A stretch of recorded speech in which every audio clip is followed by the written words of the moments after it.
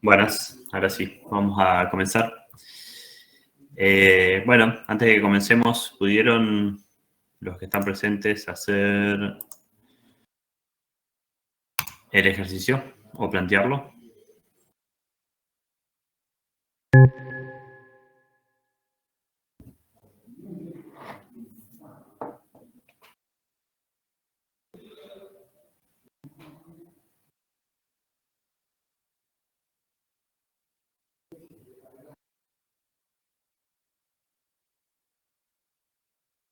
Bueno, hasta ahora respondieron 5 horas más.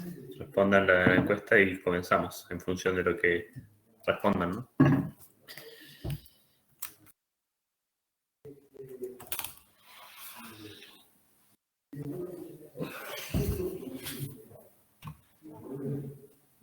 ¿Faltan algunos?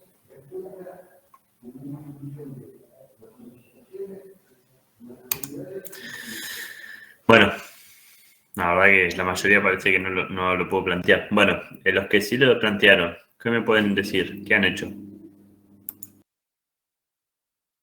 Yo lo planteé, profe, y no supe cómo concluir lo que sería la relación de tensiones, porque saqué la tensión máxima, pero no pude calcular la mínima. Y medio que me quedó Es que, sin bueno, resolver. ese es un detalle del ejercicio. Fíjate que te dice, voy a poner la presentación, fíjate que te dice que las alas se flexionan hacia arriba y hacia abajo. Entonces, esta fisura está sometida constantemente a ciclos de compresión y tracción de igual magnitud. Entonces, si vos calculaste algo para la tensión máxima, va a ser lo mismo para la mínima, pero en negativo. Ah, bien, bien. Eso implica ¿qué Claro, ahora cosa? sí. Que el R es igual a ¿qué? A menos A uno. menos A uno. menos 1, exactamente. Entonces tengo un ciclo simétrico de aplicación de carga en el ala. Ahí ya con este párrafo ya me indica, me da mucha información para deducir el ciclo. ¿Está bien? Bueno, ¿qué más? ¿Alguien más puede contar algo? Profe, una cosa, yo no sé si lo hice bien, que es en el factor geométrico en la I. Yo no sé si el dato es el de que la anchura del ala es infinita en comparación con el tamaño de la fisura. ¿Me hacía hacer que el I sea igual a 1? ¿O cómo? Pues yo lo dije, bueno. No, 1,12. Bueno, sí, Ah, 1, sí, en realidad 1 puede ser porque si es infinita, sí. Pero en realidad como es, a ver, vamos a ver, yo no me acuerdo qué le puse, pero podría ser. Vos podés tener dimensiones infinitas comparadas con la longitud de fisura o dimensiones finitas pero más alejadas, o sea, más grandes que la longitud de fisura. Ahora vamos a ver cómo lo resolví, no me acuerdo. Está bien la pregunta igual. Bueno, en principio entonces vamos a comenzar por ver qué rango de tensiones tengo aplicado, ¿no? Entonces, si los que lo resolvieron ya me podrán ayudar a mí, ¿no? Yo conozco el alargamiento, entonces lo que puedo determinar es la deformación. ¿Está bien? ¿Eso hicieron los que lo hicieron? sí. ¿Y cómo Y lo en el hago? delta L, el epsilon sería, que es el delta L sobre el L. Y ahí tenés la Exactamente, deformación aplicada. exactamente. ¿Cuál es el L? ¿El L cuánto vale? El L 12,5. 12,5, que es el largo del ala, ¿no? 12,5 metros. Y me dice que se deforma 14 milímetros, ¿o no? Entonces, 14 milímetros sobre 12,5 me da una deformación de 1,12 por 10 a la menos 3. Microstrains. Esto recuerden siempre que tiene que estar en las mismas unidades para que se cancele. Entonces las unidades me dan en metros sobre metro, milímetros por milímetro, eso depende cómo lo quieran expresar. Pero las unidades que se utilizan son microstrains. Bueno, 1,12 por 10 a la menos 3 es la deformación, lo cual me permite luego con la ley de Hooke calcular, esa es la deformación máxima, ¿no? La deformación máxima. Entonces, por ende, me va a permitir calcular por ley de Hooke la tensión máxima a través del módulo de Young, ¿no?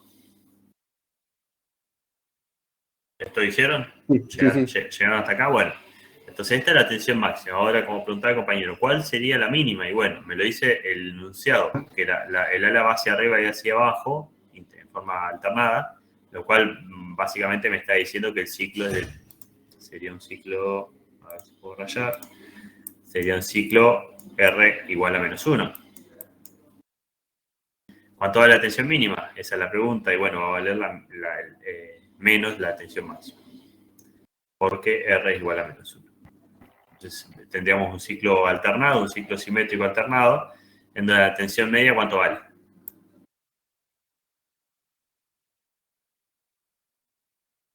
R igual a menos 1, ¿cuánto vale la tensión media?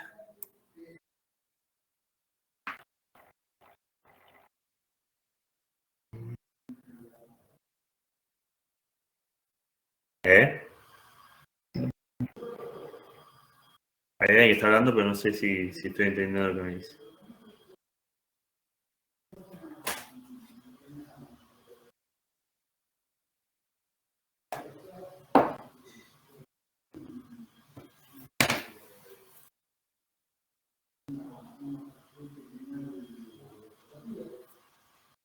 La tensión media sería la máxima más la mínima dividido 2, ¿no? Sí. No sería, capaz estoy diciendo mal, no sería 0. No, está bien, es 0. Es 0. No, me suena raro. Es 0, la tensión media es 0. Cuando No lo quise decir. cuando el ciclo es simétrico, la tensión media es 0, porque tengo lo mismo arriba que abajo. Y la amplitud es igual a, o sea, la tensión máxima me va a quedar igual también a la amplitud. Con todas características del ciclo este, ¿no? Bueno. Entonces lo que me dice que el ciclo va a ser este indicado con la línea roja, ¿no? Esos van a ser los ejes. Lo mismo puedo expresar en términos de factor de intensidad de tensiones, pero ¿cómo lo calculo? Y ahí viene la otra pregunta.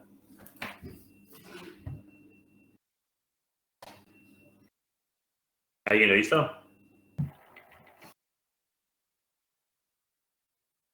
No.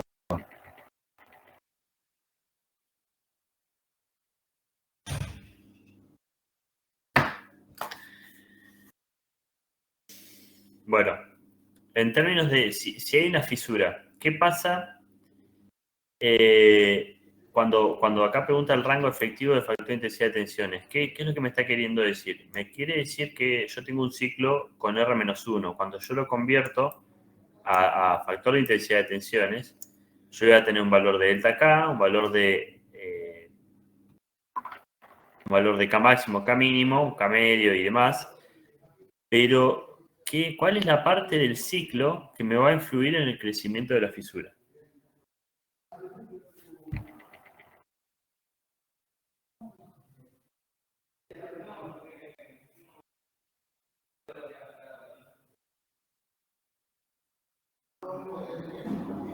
El delta K.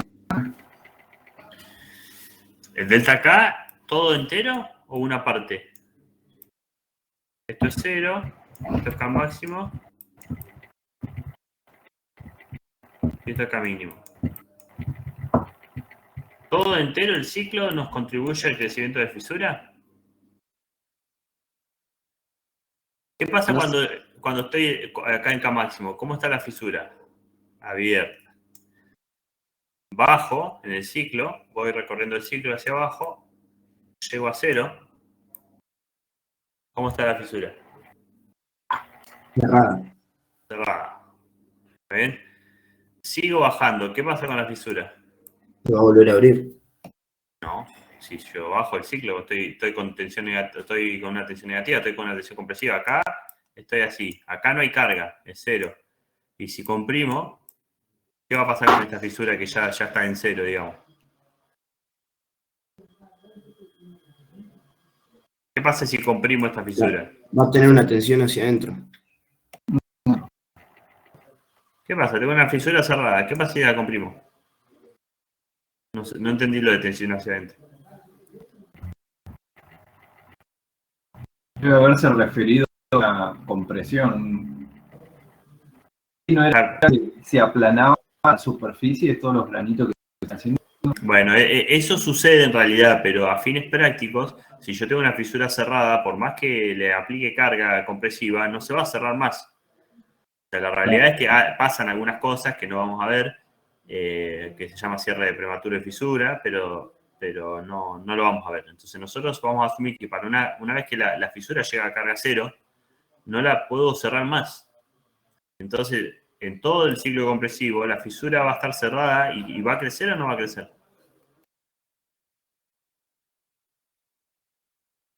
No.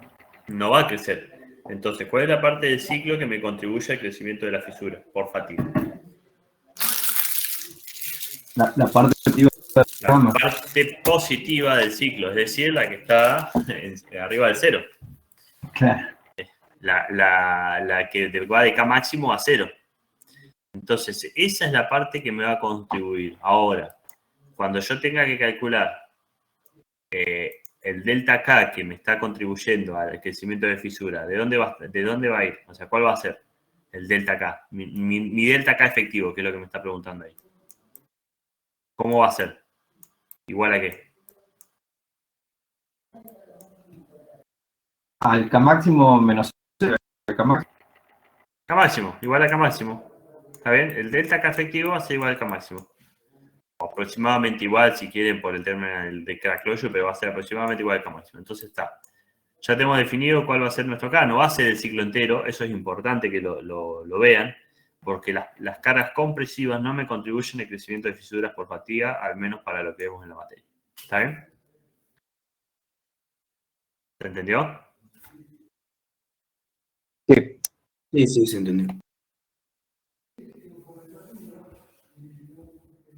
Bueno.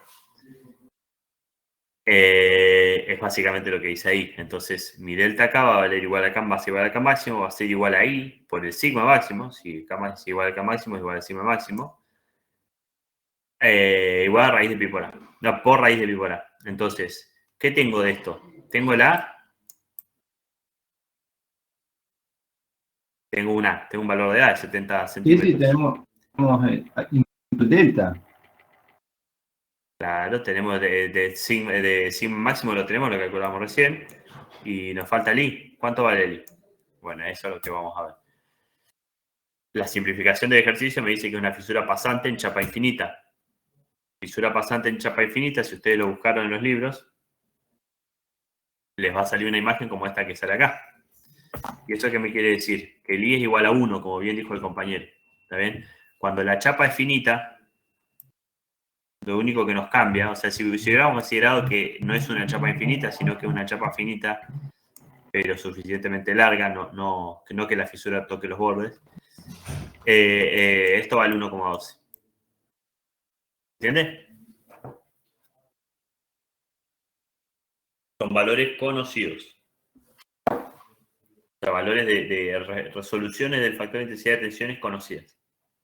¿Está bien? Bueno.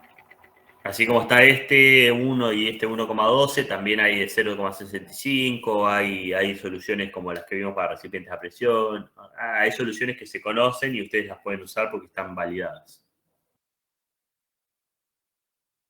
Bueno, ¿se entendió esto?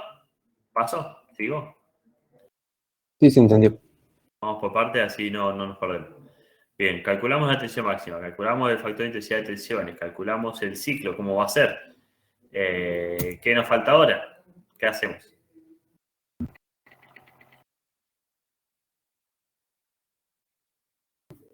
¿No habría que ver si que la longitud de fisura no supere, digamos, la extrema? Bueno, eso va a ser, eso en algún momento lo vamos a tener que calcular, sí. Pero antes que eso.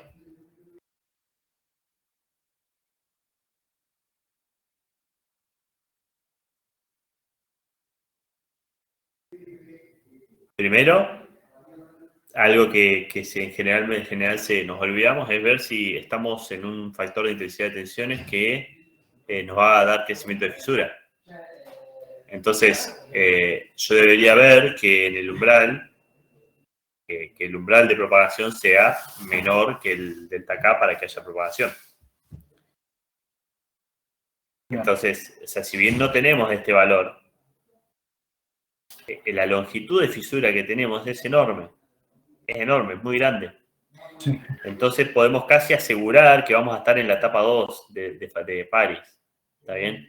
Vamos a estar en el régimen 2, que es el régimen lineal, el régimen conocido, el que podemos llegar a predecir. Por más que no sepamos el valor de delta KTH, nosotros un poco que lo vamos a inferir. Este valor anda en 8, 10 megapascales raíz de metro, 12. También son valores que son bastante bajos comparado con un factor de intensidad de tensiones que puede tener una fisura de 70 milímetros.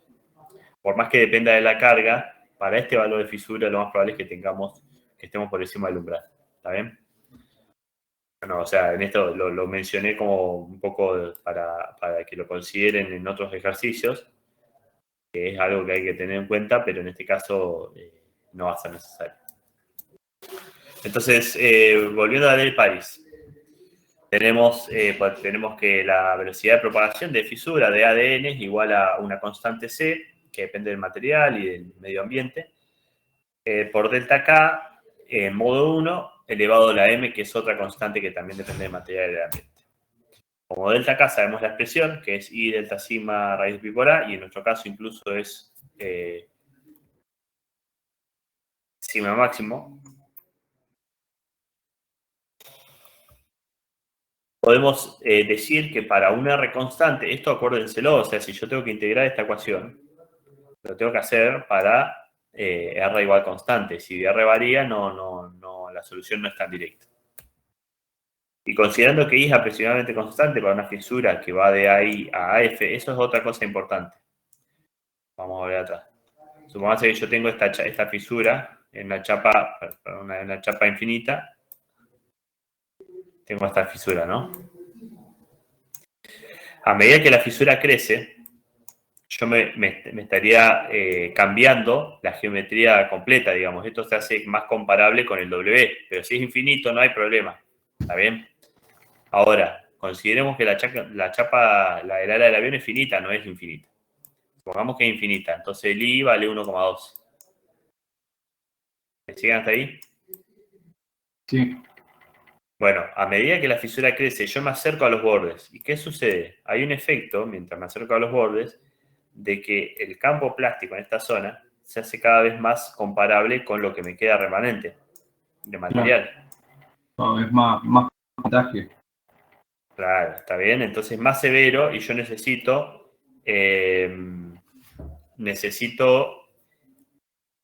verificar que para que esta integración sea buena, en el rango que yo estoy calculando la fisura, es decir, desde mi AI, que en realidad es 2AI en este caso, hasta mi A final, no tenga ese efecto de borde. A ver, esto lo digo en forma complementaria, en esta ejercicio no nos importa porque nos están diciendo que, o sea, es una hipótesis que tenemos que hacer. Pero si bien es una hipótesis, es necesario averiguarlo al menos y ver de qué rango estamos hablando, de la final cuánto es. Entonces nosotros lo que hacemos es asumir eso. Asumir que desde ahí hasta F voy a tener un factor geométrico constante. ¿Está bien? Así me permite integrar esto de una manera fácil, si no es más complicado. ¿Me siguieron?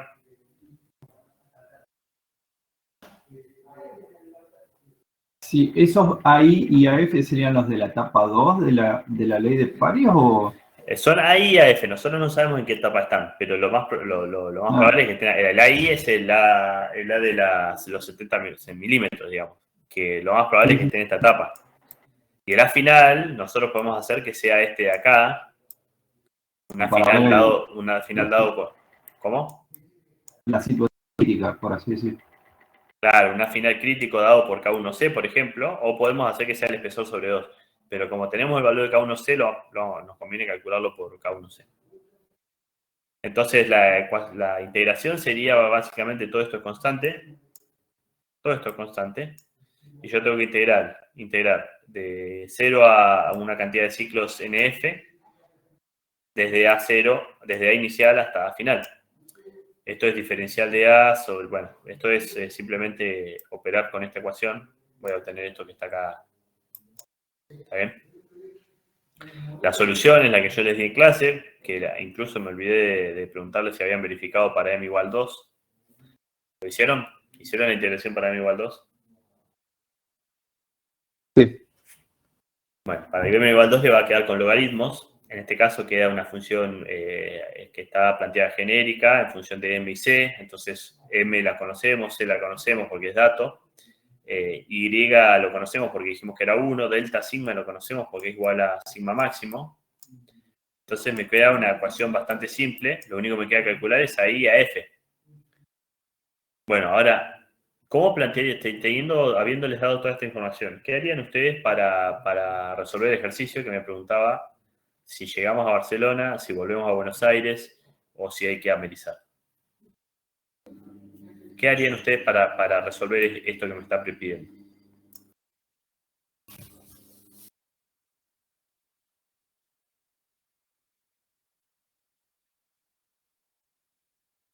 Y habría que ver durante cuánto tiempo sucede esto, ¿no? ¿Sucede qué cosa? O sea, el viaje y que tenga estas tensiones. ¿Se acuerdan que dijimos que nosotros en 2 horas de viaje habíamos visto que la fisura creció hasta 100 milímetros? ¿Cómo podemos usar esa información?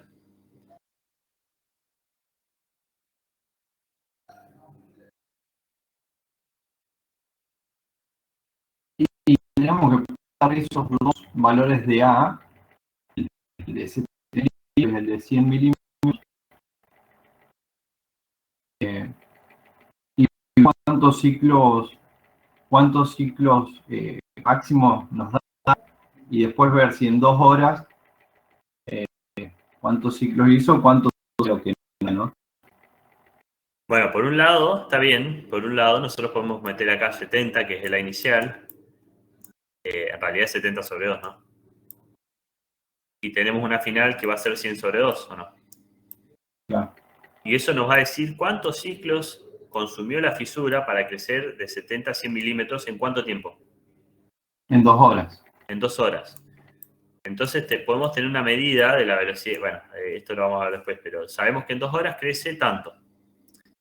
Crece 30 milímetros, consumiendo una cantidad de ciclos de X. Eso es lo que vamos a necesitar calcular. Entonces, reproduciendo acá, nosotros tenemos los valores de la ley de París que nos lo dan, 1,96 por ahí a la menos 9 por delta K a la 3.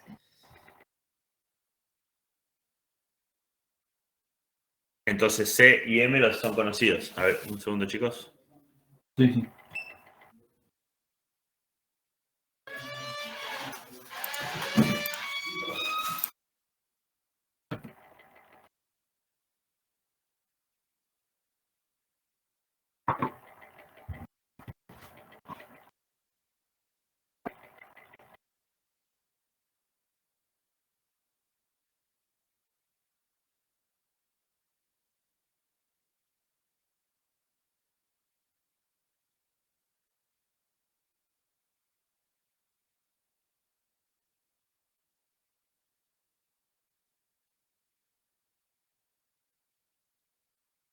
Ahora sí, seguimos.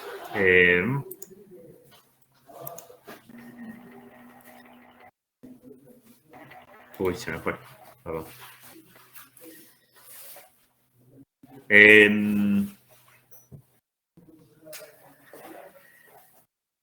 Teniendo estos datos, nosotros conocemos C, conocemos M. Es importante que ustedes, ya se los mencioné en la clase pasada, que entiendan que cuando uno define C y M, en general tiene que dar las unidades de la ley de París. Entonces acá me dice que esta ecuación es válida para un DADN en metros por ciclo, usando delta K en megapascales raíz metro. Esto es importante, porque si no las unidades no van a ser consistentes. No. ¿Está bien? Bueno, entonces habiendo aclarado eso, mi AI es de 70. 70, ¿por qué 70? En realidad es sobre 2. ¿Está bien? Sobre 2, ahí está, ahí apareció. Entonces tengo una I de 70 sobre 2 y una final de 100 sobre 2. Reemplazando los valores podemos obtener la cantidad de ciclos que consume la fisura para crecer de 70 a 100 milímetros. Entonces haciendo esto, fíjense que reemplacé 0,35 en metros. ¿Está bien? En metros, porque tengo las unidades dadas para metros por ciclo. Me da una cantidad de ciclos de 222,4 ciclos en 2 horas. ¿Está bien? Bueno, ¿y ahora cómo uso esta información? ¿Qué hago?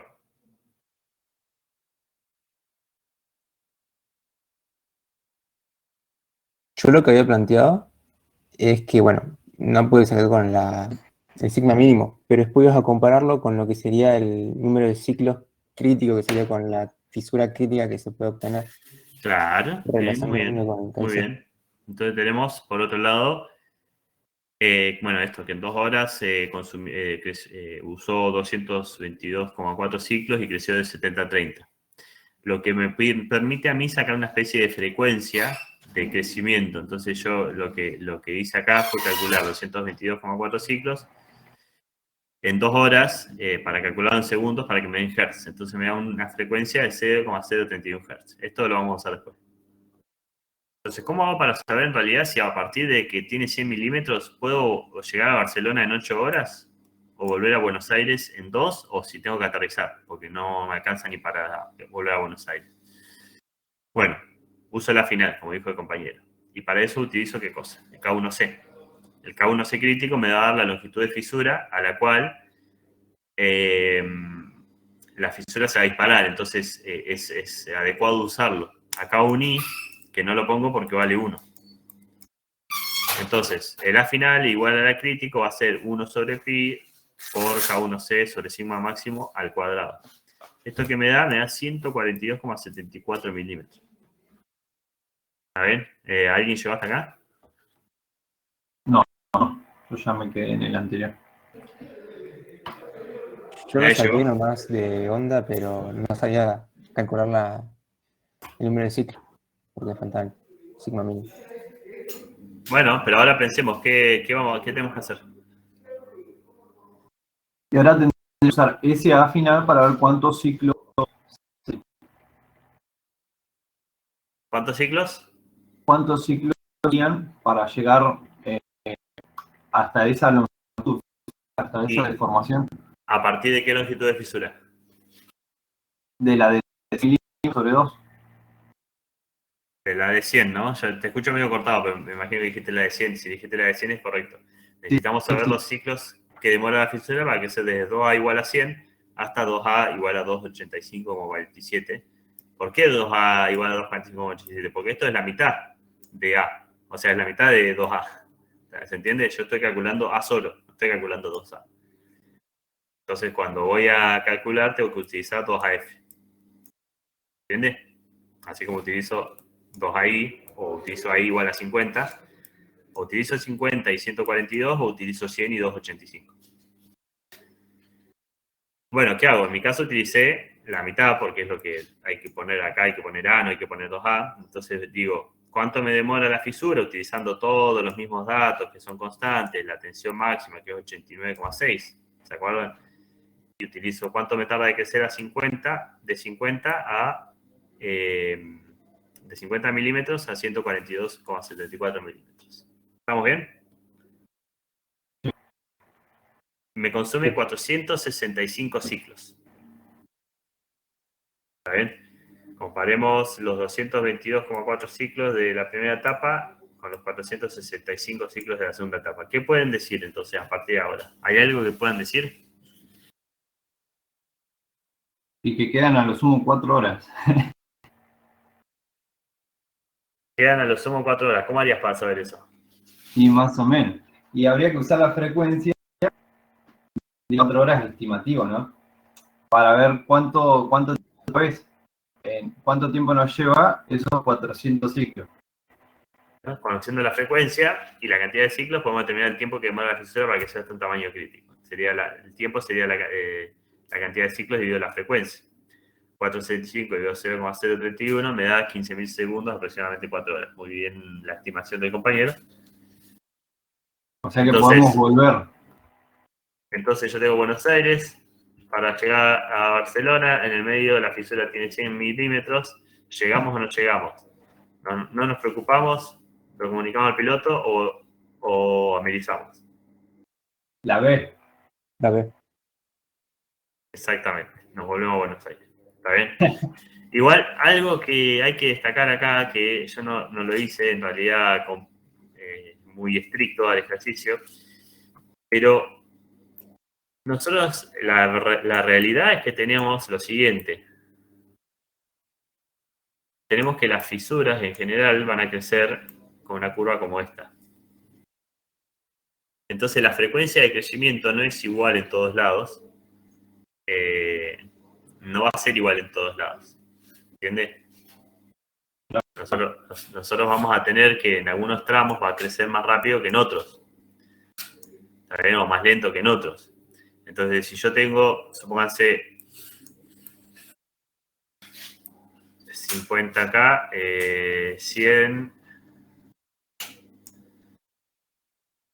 y 100, ¿cuánto era? 142. 142 acá. Perdón, esto lo tengo que ver acá. Perdón, esto está al revés. Vamos de vuelta. Tengo la longitud de fisura en función del número de ciclos. Entonces yo en general tengo una curva como esta. Supónganse que como 50 milímetros, 100 milímetros y 142.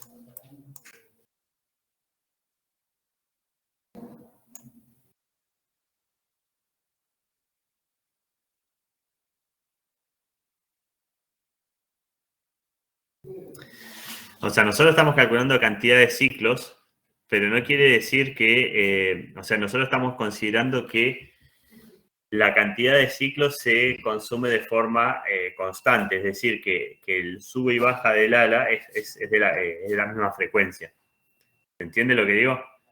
O sea, nosotros estamos asumiendo que el sube y baja es constante. ¿Está bien? No que hay una aceleración, estamos asumiendo esto. Tucu. O sea, algo que tenemos que considerar acá es que la fisura me va a tardar.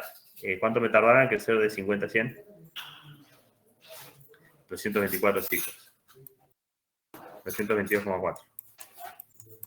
¿Y cuánto me tarda de crecer de 100 a 142? 400.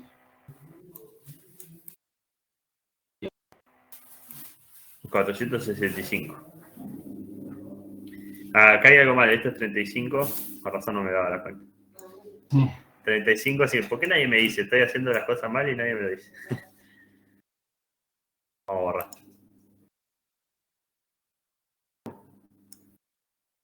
Vamos a hacer esto mejor.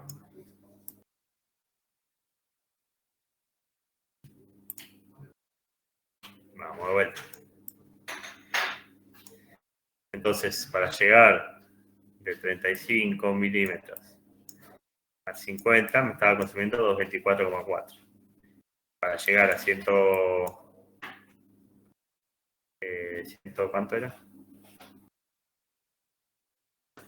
142. Me está consumiendo más, que es lo que debería suceder en la realidad, independientemente de donde esté. O sea, lo que pasa es que si estoy en una zona de la curva más tirando para este lado, puede suceder esto, que en crecer de 35 a 50 me consuma mucho tiempo. Supóngase que 35 está acá, me consume un montón de tiempo, un montón de ciclos, y que en la recta final me consuma muchos menos. Pero si yo esos ciclos los considero constantes, es decir, que por cada ciclo me consume tantos segundos, yo puedo hacer una estimación en términos de tiempo. Pero son todas hipótesis, no quiere decir que esto siempre sea así. ¿Cómo usarían este gráfico que acabo de dibujar para por ejemplo, si ustedes tienen que poner una longitud de fisura segura? Si ustedes dicen, bueno, si la longitud de fisura es tanto, hay que reparar.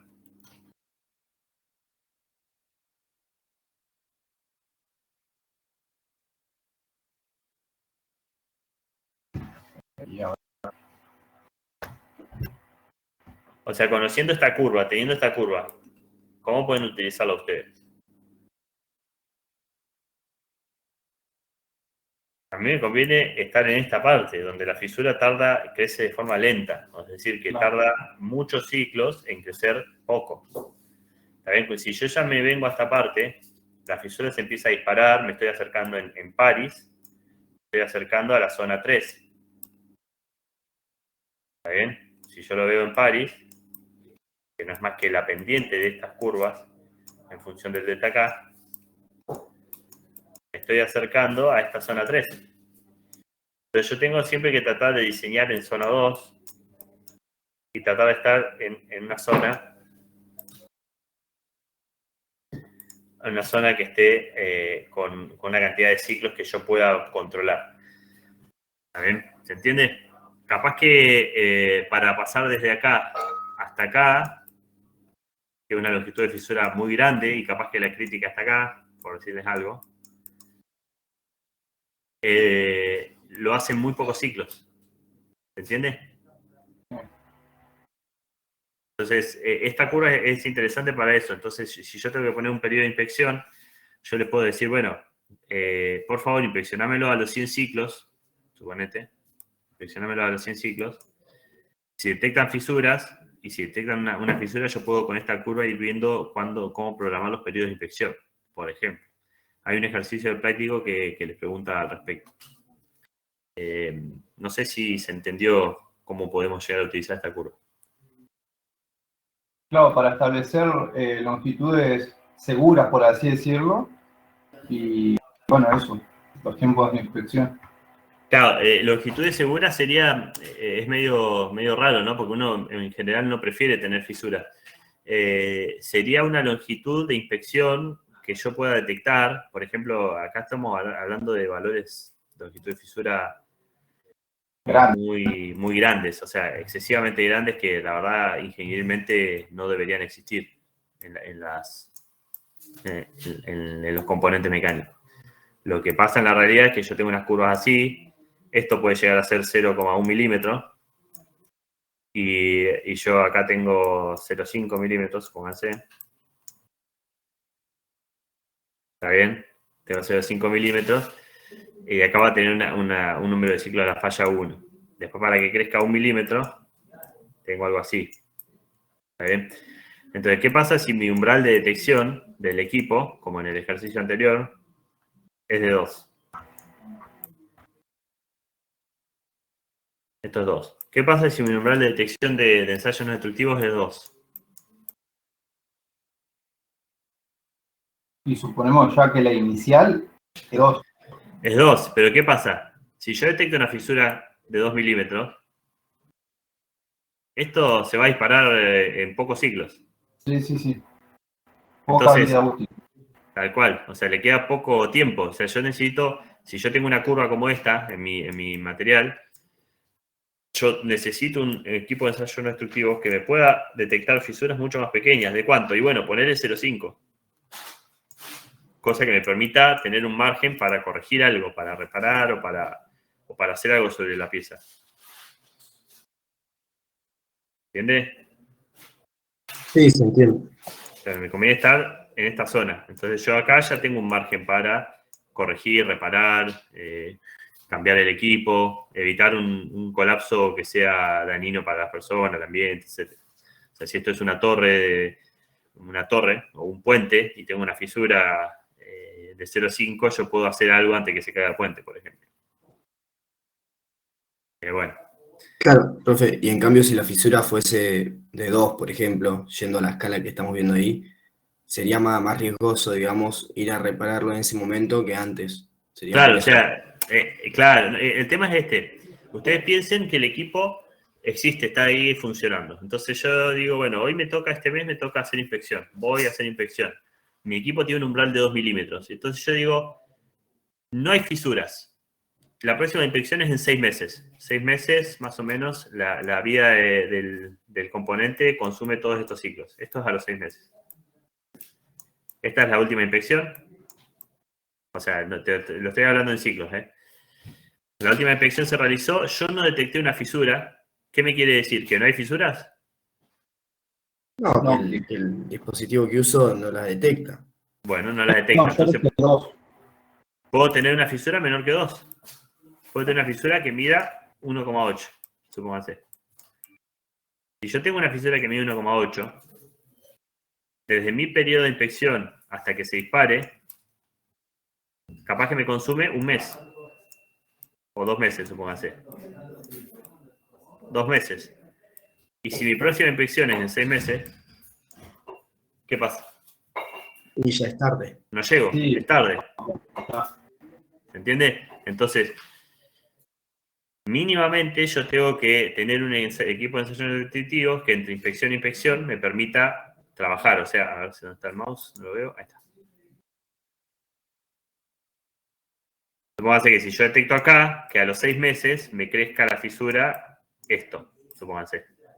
Y que si yo la puedo, si yo tengo una fisura que inicialmente no la detecté, porque está acá, está levemente por debajo de 0,5, yo pueda en 6 meses detectarla al menos acá, y no acá arriba.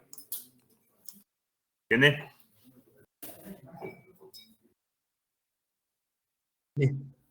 ¿Sí? Dígame si no entienden, ¿eh? Yo no tengo problema de volver a repetirlo.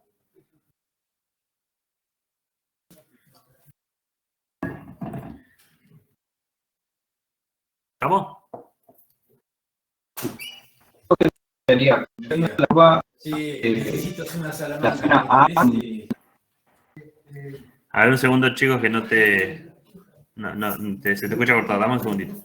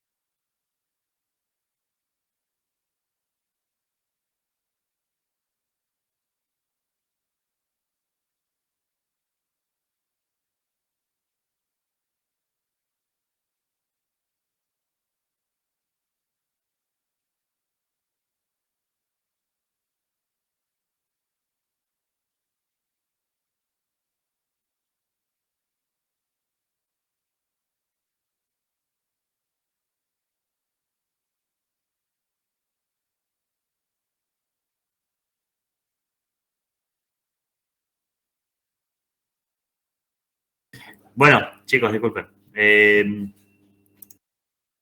¿Se entendió el ejercicio? ¿O la mecánica que uno pretende para los ejercicios de fatiga? Sí, yo lo entendí. Por lo menos ahora Bueno, ya se me calcula el R. esto es más, ahora úsenlo para la parte que viene, ¿no? Para lo que tienen que hacer ahora de la práctica. Los ejercicios, hay algunos que son parecidos, son usar la ley de Paris, no la complicamos demasiado, se pueden complejizar mucho, pero en este caso los dejamos ahí medio similares a este. O sea, lo que tienen que tratar de identificar, vamos a volver a la ley de Paris, a la integración de la ley de Paris en realidad, quiero volver. Ustedes una ecuación como esta va a servir, digamos, siempre y cuando m sea distinto de 2. Ahora ya lo que queda es identificar, tengo los valores de m y de c y en general se los damos. Conozco delta sigma y bueno, si no lo conozco tengo que ver cómo calcularlo. A sub i y A sub f, ¿cuáles son? Y esto quizás es lo más interesante de los análisis, digamos. Poder identificar un A sub i que sea que esté bien, que sea coherente con el ejercicio, y una final que también sea coherente con la falla. ¿Está bien? Si yo pongo una final porque se me ocurrió poner 4 milímetros, bueno, no, está justificado, hay que poner algo que sea coherente, ¿está bien? O el espesor sobre 2 si aplicara, o algo definido por el K1C, o un espesor, o una longitud de fisura que me den crítica del ejercicio, no sé. Pero estas definiciones de A sub I, A sub F y delta sigma van a ser básicamente las que nos van a tocar determinar en cada ejercicio de fatiga. Al menos lo que tiene que ver con la ley de pares. ¿Está bien?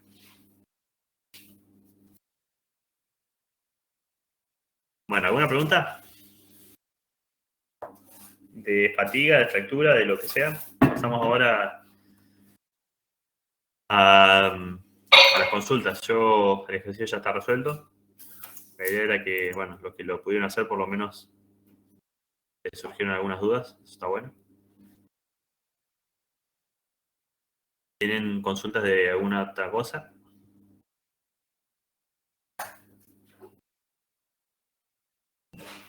No, yo por mi parte no, profe. Creo que debería sentarme un poco más con el TP, voy a aprovechar el fin de. Bueno, los que terminaron el TP7, métanle al de fatiga, es fácil. El de fatiga es, para mi entender, entretenido, más entretenido que otros prácticos.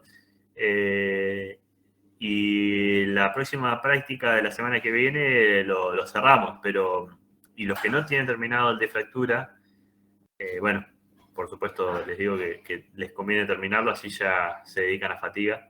Pues la semana que viene cerramos fatiga y empezamos CRIP. Así que tratemos de no atrasarnos. El práctico de CRIP lo voy a subir hoy probablemente, así ya lo tienen lo pueden chusmear. Pero bueno, no es para alarmarse, sino que la semana que viene lo encaramos. ¿Dudas?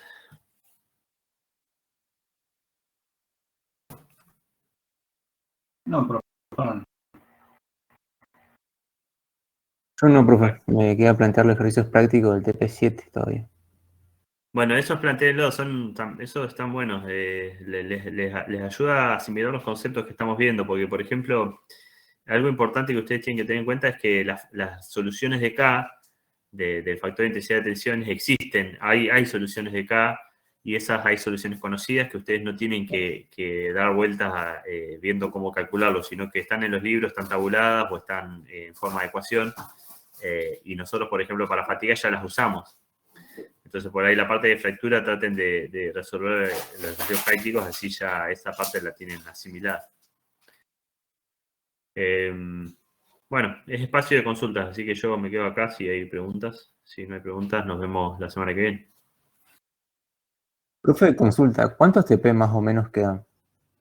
Mira, el de CRIP es el último así bastante práctico. Después ahí creo que hay uno más integrador de lo que sería propiedades físicas, ópticas, propiedades físicas de los materiales, ópticas, eléctricas, térmicas y magnéticas, que son las últimas unidades de materiales.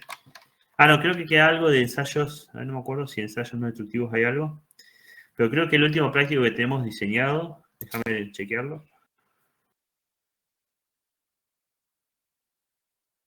Un segundo, Sí, quedan 3 prácticos, el de CRIP, y queda un práctico de ensayos tecnológicos, ensayos no destructivos y desgaste, y queda un práctico más de corrosión y propiedades físicas de los materiales, o sea, engloba las dos cosas. Los últimos 2 son bastante, o sea, son idas y vueltas, está bueno para discusión y demás, y así prácticos medio pesados de matemática y eso, por ahí puede ser el de CRIP o de conceptos, el de CRIP. Así que nos falta mucho, chicos, ya casi están.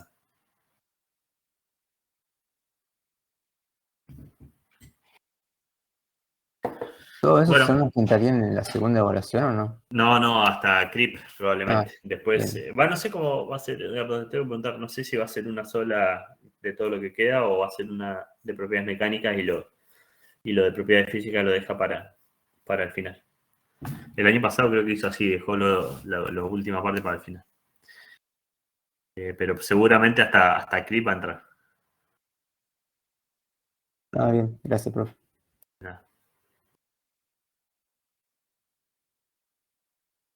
Bueno, escucho consultas.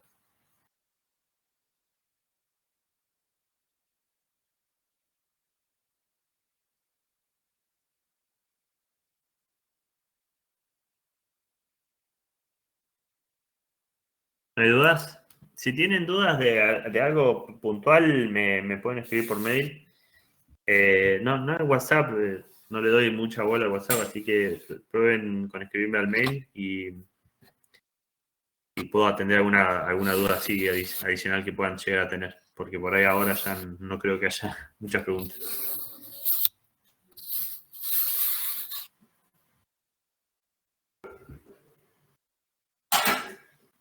Bueno, chicos, si no hay dudas, nos vemos la semana que viene.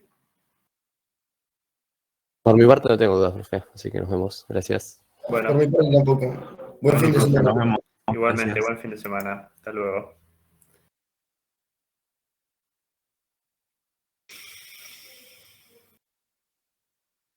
You are currently the only person in this conference.